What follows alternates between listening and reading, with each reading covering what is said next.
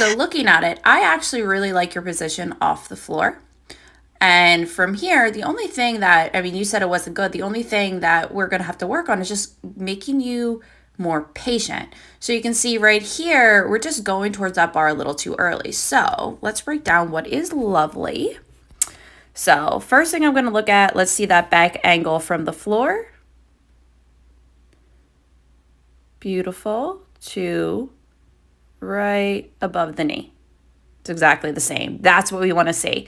As soon as you clear the knee, let's see here. This is when we start to see your torso angle change. However, in this position, what I see is that we are leaving the floor early. So with that, that means one, the bar is going to be away from our center of gravity. So, and two, it's kind of more like you're chasing that bar. So when we're here and you go and hit that extension, we get tall, kind of floating in the air a little bit, and then we pull down. So for you, what we would suggest is one, and this is kind of hard to see with this angle, but it looks to me like you're hitting that extension. Obviously, you're hitting that extension early, but it seems like the bar might be a little too far from you, and that's why it's like you're chasing it. So we really need to work on lat engagement, and I want you to think of breaking the bar in half this way.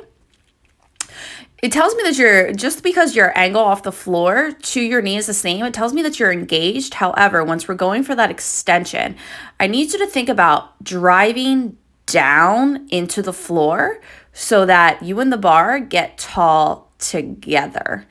And when you do, right here, it's really actually that 1 foot, which is kind of funny because I noticed that in your other video too.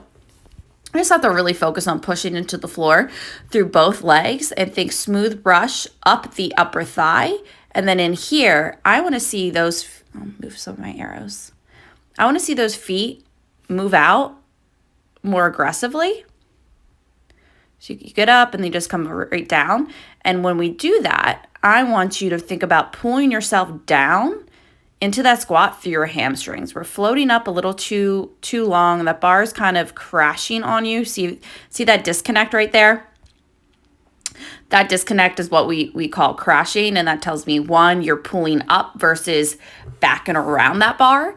And that's also just a result of that bar being so far away from you that this is just the lag time that results of you trying to pull that bar in. So, one, patience when you're here. As soon as you change your chest angle, you're just trying to hit extension. Instead, for you, I would say let's add a pause. Let's maybe do some hangs. Let's add a pause above the knee. And in there, right in this position, where our feet need to be flat into that floor. And as we go for that turn over, when we're being more patient, we're driving up through our entire foot, I need to see you aggressively pulling yourself down through your hamstrings into that floor and think about pulling yourself down around that bar. Right now, I can just tell you're kind of thinking, pull the bar up. And in this moment, I need to see your feet start to shuffle out and you think about pulling yourself down.